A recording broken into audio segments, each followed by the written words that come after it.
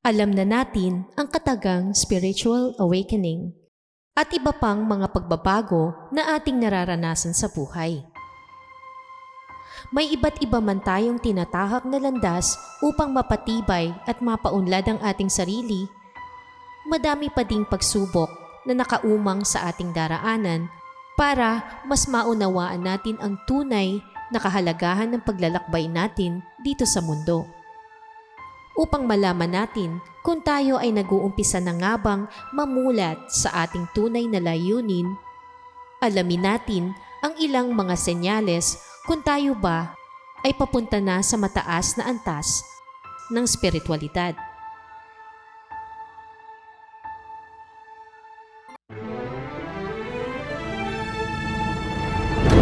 Sa ating mundo, ang lahat ng buhay ay patuloy lang sa paglalakbay. Iba't ibang karanasan man ang ating tinatahak, may hatid na aral sa ating tumatatak. Nagpapalago at nagpapaunlad ng ating spiritualidad. Tayo na't gumising sa kawalan. Tuklasin ang mahiwagang buwan.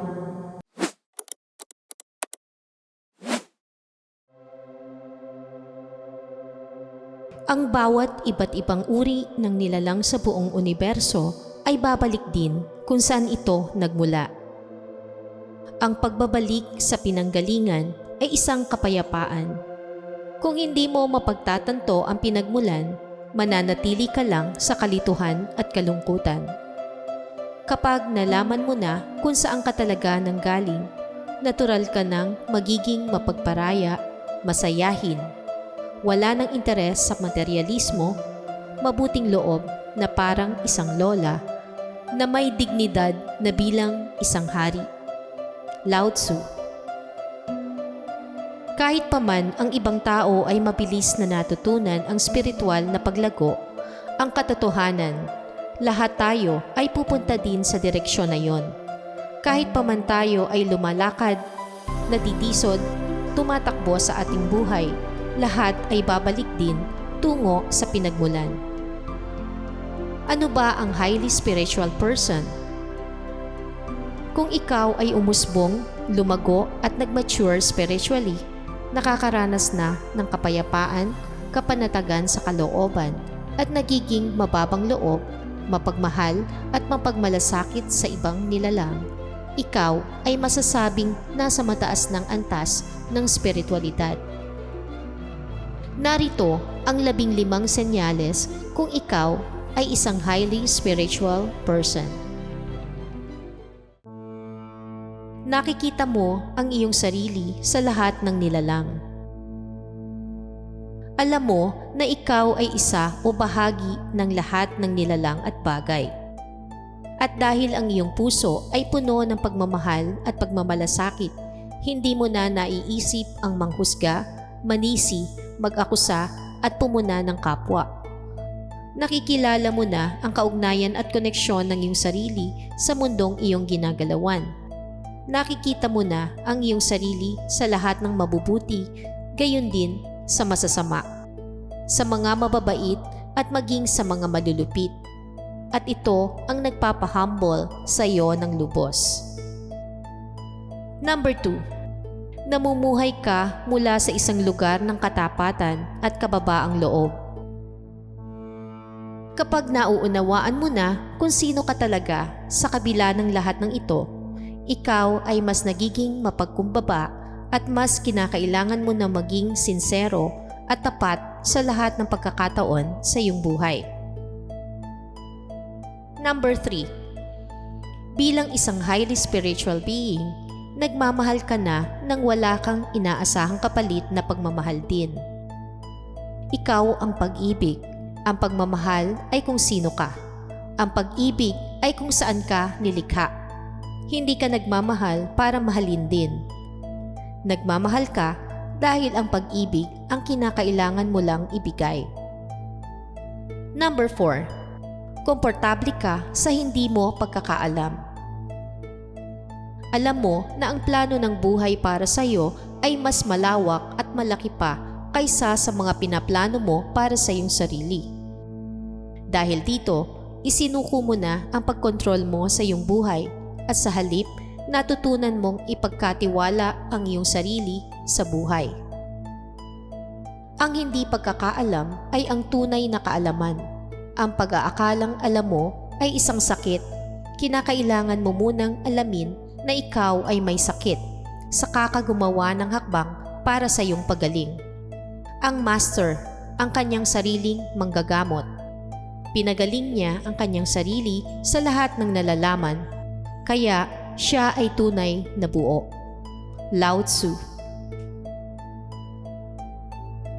Number 5. Nagtitiwala ka sa karunungan ng buhay. Hinahayaan mo ang buhay na gabayan ka, akayin ka, at dalhin ka sa landas na dapat mong tahakin, at hindi sa landas na inaakala mong dapat tahakin. Number 6. Hindi ka na interesado na hubugin ng ibang tao ang iyong pagkatao. Ayaw mo nang gawin na buuin ang iyong pagkatao na base sa gusto ng iba para sa iyo. Ang interes mo na lang ay maunawaan ang iyong tunay o likas na pagkatao sa pamamagitan ng paglikha sa iyo ng buhay at hindi kung sino ang iniisip ng mga tao na dapat mong maging.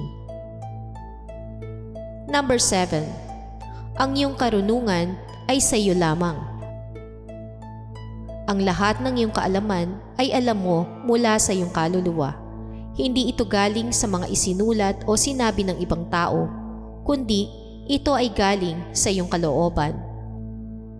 Ako ay naging mapaghanap o seeker at hanggang ngayon ay ganun pa din. Ngunit tinigilan ko nang tanungin ang mga aklat at bituin. Nagsimula na akong makinig sa mga turo ng aking kaluluwa. Rumi. Number 8. Madali ka nang magpatawad. Kahit na nakakatagpo ka pa din ng mga taong nagmamaltrato, nananakit, nagtatraidor at bumibigo sa iyo, pinapatawad mo na sila ng mas madali. Bakit? Dahil naiintindihan mo na ang ibang tao ay nagpapahayag lamang ng kung ano sila bilang humans, conscious of being. Ang katarungan upang maging wais ay dapat ibigay ng may pagmamahal. Palaging ibinabaling ang kabilang pisngi at sa lahat ng oras ay ibinabalik ang kabutihan sa kasamaan. Pagmamahal sa puot at walang dahas para sa karahasan. Neville Goddard. Number 9. Nagbibigay ka ng walang inaasahang kapalit.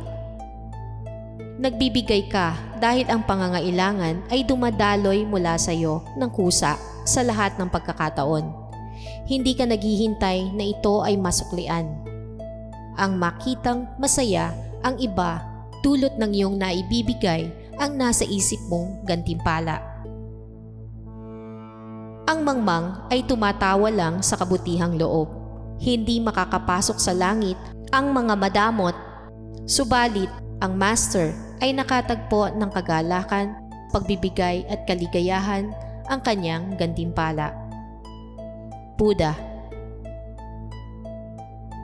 Number 10. Ang iyong puso ay payapa sa gitna ng kahirapan.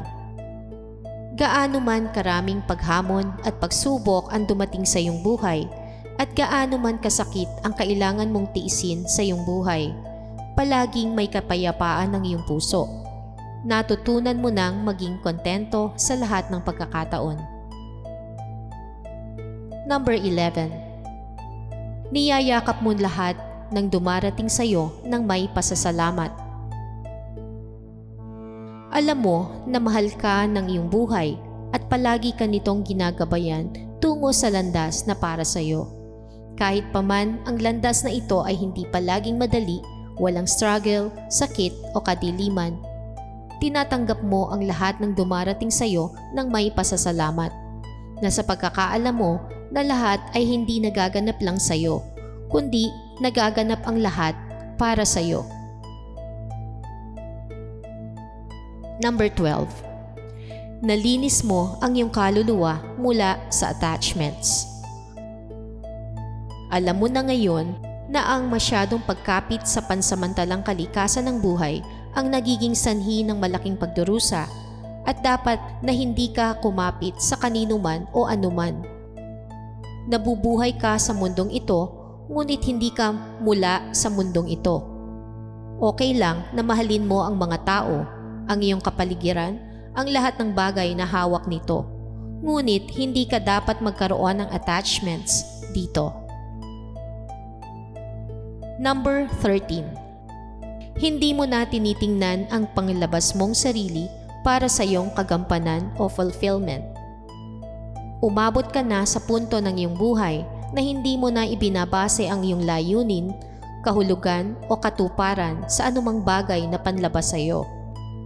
Hindi na nakasentro sa iyong buhay ang external na mundo dahil ang tanging tunay na fulfillment para sa iyo ngayon ay nagmumula sa kaibuturan ng iyong kalooban. Number 14. Nakikita mo na ang iyong sarili bilang isang spiritual na nilalang na nagkakaroon ng pisikal na karanasan. Alam mo na ngayon na ang ating katawan ay isang sasakyan na dinadala ang ating kaluluwa sa pisikal na mundo. Na kahit ikaw ay may pisikal na katawan, hindi ikaw ang katawan. Ikaw ay kaluluwa sa loob ng katawan. And number 15. Napapasaya mo ang iyong sarili sa katahimikan at pag-iisa. Natutuwa ka sa iyong sarili sa katahimikan at pag-iisa. At ang tunog ng katahimikan ay tumutulong sa iyong kumonekta sa malalim na bahagi mo kung saan nakasalalay ang lahat ng karunungan ng buhay at kung saan nakatago ang lahat ng mga lihim ng mundo. Ngayon na nakaabot na tayo sa huling bahagi ng ating topic. Alin dito ang mas nakaka-relate sa inyo? Please comment down below at ibahagi nyo din sa iba ang inyong mga life-changing transformation sa inyong spiritual journey. So, yun na lamang po muna. Stay positive. Peace, love, and light. Thanks for watching.